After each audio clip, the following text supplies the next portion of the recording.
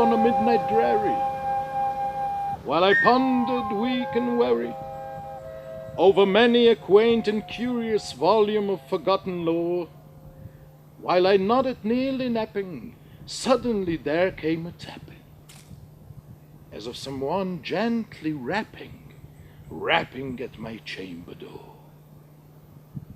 "'Tis some visitor," I muttered, tapping at my chamber door. Only this, and nothing more. Distinctly I remember it was in the bleak December, and each separate dying ember wrought its ghost upon the floor. Eagerly I wished the morrow. Vainly I had sought to borrow from my books surcease of sorrow, sorrow for the lost Lenore, for the rare and radiant maiden whom the angels name Lenore, nameless here forevermore. And the silken, sad, uncertain rustling of each purple curtain thrilled me, filled me with fantastic terrors never felt before, so that now to still the beating of my heart I stood repeating, "'Tis some visitor entreating entrance at my chamber door, some late visitor entreating entrance at my chamber door. This it is, and nothing more." Presently my soul grew stronger, hesitating then no longer. "Sir," said I, "or madam, truly your forgiveness I implore, but the fact is I was napping, and so gently you came rapping, and so faintly you came tapping at my chamber door, that I scarce was sure I heard you." Here I opened wide the door. Darkness there, and nothing more. Deep into that darkness peering, long I stood there wondering, fearing, doubting, dreaming dreams no mortals ever dared to dream before. But the silence was unbroken, and the stillness gave no token, and the only word there spoken was the whispered word, "Lenore." 'Tis I whispered, and an echo murmured back the word.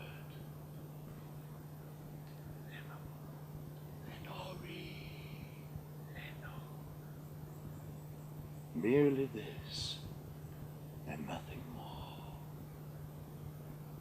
Back into the chamber turning, all my soul within me burning, soon again I heard a tapping somewhat louder than before.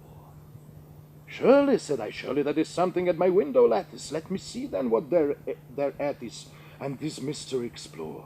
Let me my heart be still a moment, and this mystery explore. 'Tis the wind, and nothing more."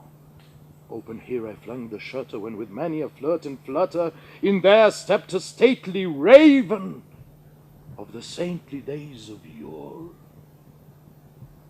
Not the least obeisance made he, not a minute stopped or stayed he, but with mien of lord or lady perched above my chamber door, perched upon a bust of Pallas just above my chamber door, perched and sat, and nothing more.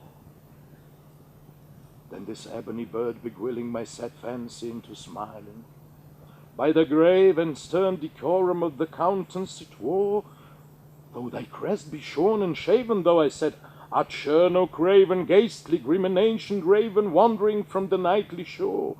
Tell me what thy lord name is on the night's Plutonian shore." Quoth the raven,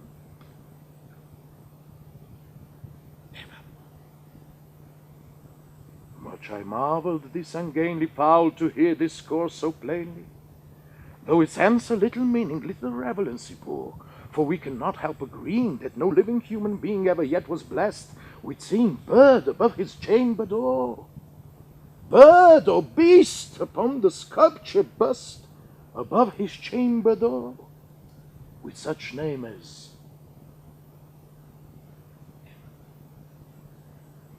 but the raven, sitting lonely on the placid bust, spoke only that one word, as if his soul in that one word he did outpour.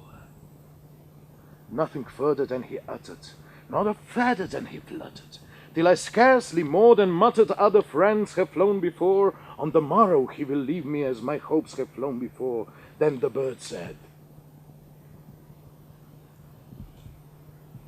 never. Startled at the stillness broken by reply so aptly spoken. Doubtless, said I, what it utters, it's only stock and store, caught from some unhappy master whom unmerciful disaster followed fast, and followed faster till his songs one burden bore, till the dirges of his hope that melancholy burden bore of never, nevermore.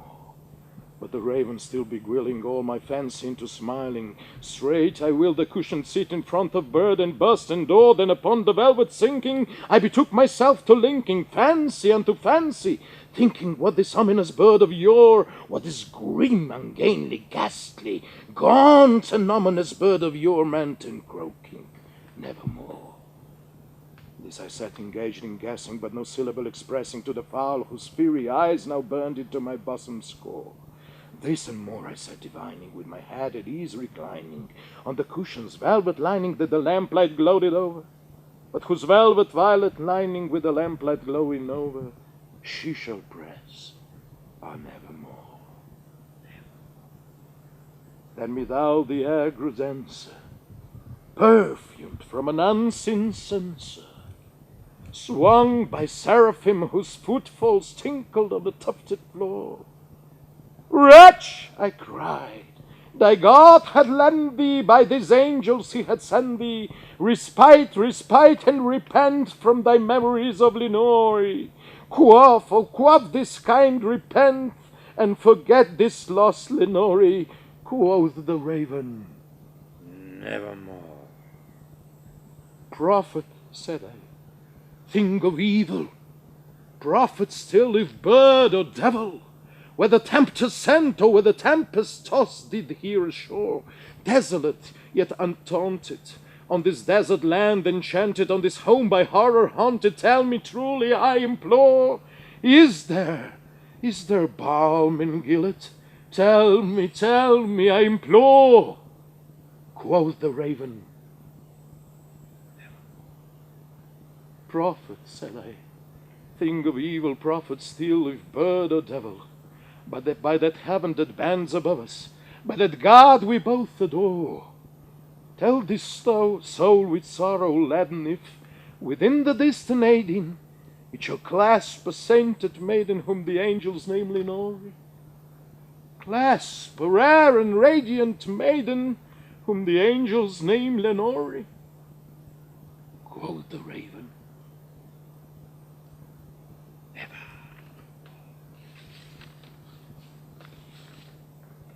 Be that word our signing part in borough find. I shrieked, upstarting, get thee back into the tempest and the night's Plutonian shore.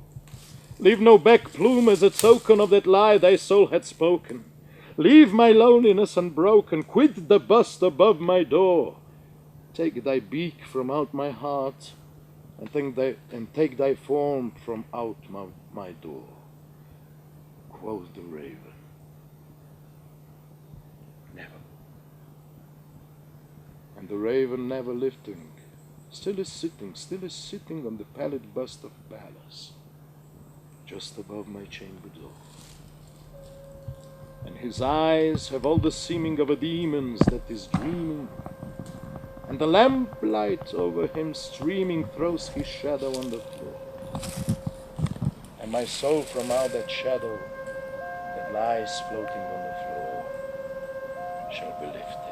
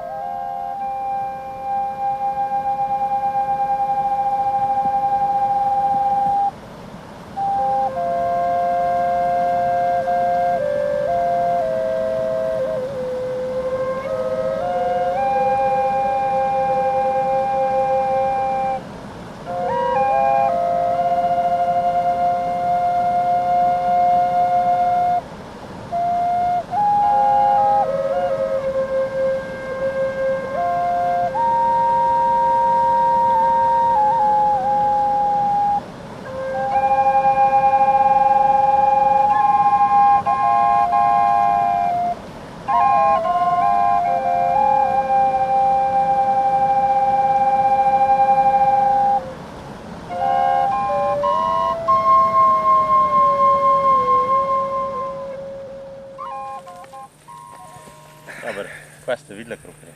Nisva. Niste. Skoraj bi medved prišel. Jaz se zdi, da se je neki guncar prele v viseči mreži. Kaj je bil? Več Matinc. Nekdo je ahne gunci.